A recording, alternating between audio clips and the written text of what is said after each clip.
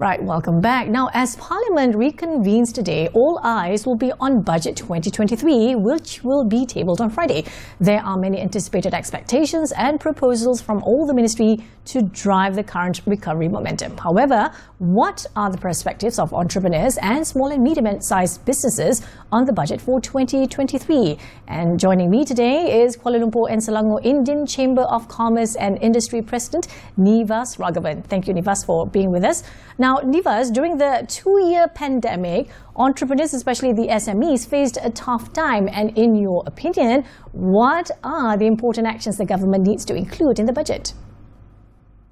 Well, thank you. By the way, I think for the past 2.5 years, to be exact, since the March 2020 until today, for the past 2.5 years, nearly 2 years and 8 months, I think the SMEs, and not only the SMEs, the whole industry as well as the people of Malaysia has actually faced a tough time. And I think the government, we should appreciate the government, because for the past 2.5 years, there are about 530 billion of allocation through 8 stimulus packages has been allocated by the government and utilized for the people, for the business community and the industries. And I think that was not enough to contain the problem because the allocations by the government, especially the grants, was allocated, but then it was not well utilized by the industries due to some restrictions and all.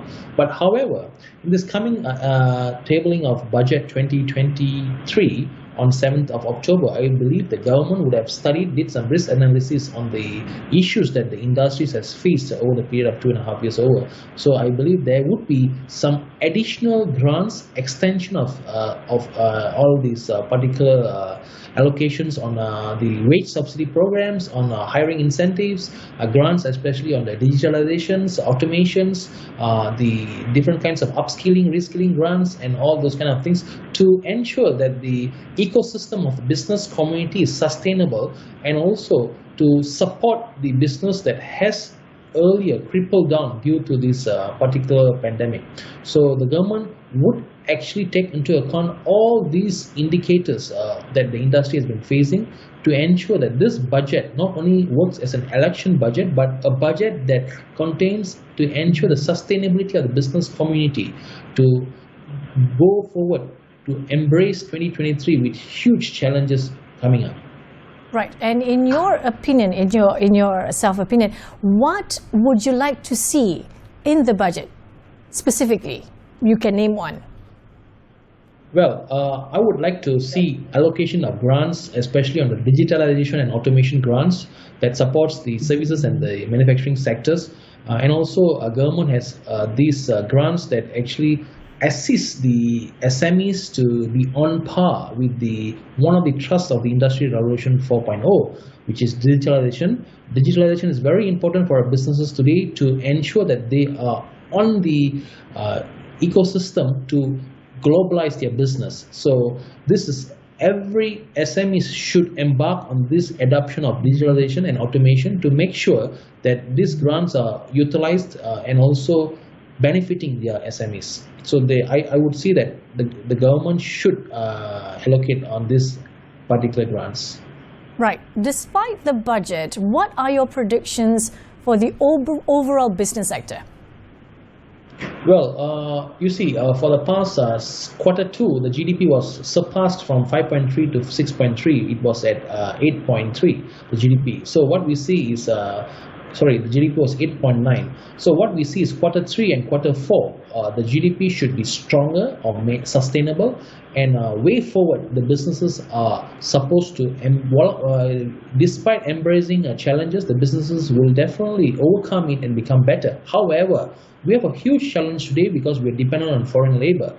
That may cripple down the industries further because of the current shortage, which is acute and very, very bad, as closed a lot of industries that is dependent on foreign labor. So I think there would be a balanced outcome for the year in 2023. However, with the government's strong willingness to support the industry by giving faster, quicker approval for the foreign laborers, businesses are able to vibrantly move forward during this crucial period of businesses.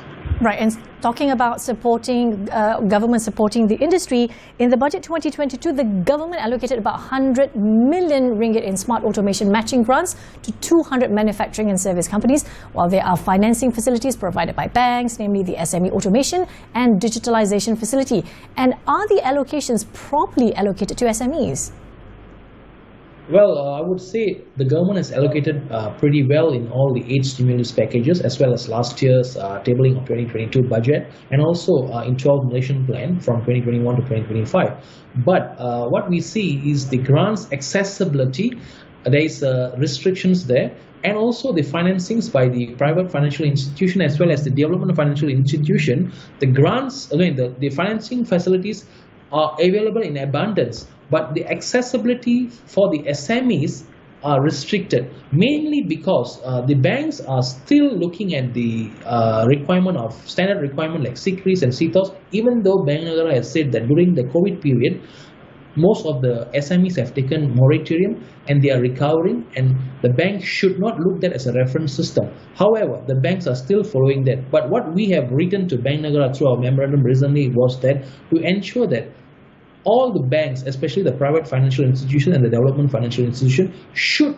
give some leeway or some relaxed restrictions for the SMEs that are having a good business output or good business development plan to grow further. Because if you restrict them from getting funding to grow or expand, you can't actually support them. So the banks must play a very pivotal important role during this crucial period, even though they have given multiple moratoriums for the past 2 years. But moving forward, I think they should extend the lending support, because they have gained from these SMEs over the period of years pre-COVID. So this is the right time for them to support, play a crucial role of corporate social responsibility in making sure that the strength of the SMEs and the ecosystem of the SMEs are safeguarded and protected. That is one. Number two is, what I'm seeing here is the digitalization grant by the government is good. The automation grant is good, but the amount should be increased further in this coming budget, and the accessibility should be the opportunity should be created more for SMEs to easily apply and obtain through a matching grant concept. So this would create a lot of keen interest among startups, among micro and also SMEs to apply for this digitalization grant. Because when the government has a policy called the National Fourth Industrial Revolution Policy and also the Malaysian Digital Economy Blueprint, they should encourage the SMEs to adapt to digitalization and also automation through these various allocation of grants. Right. From what I hear is that the policies are good, the initiatives are good, but the red tapes needs to go. Right, Nivas? Yeah, so thank you so much, Nivas, for joining us today. And that was Nivas Ragavan, Kuala Lumpur and Selangor Indian Chamber of Commerce and Industry President, giving us his input on the upcoming budget tabling. And on to our news.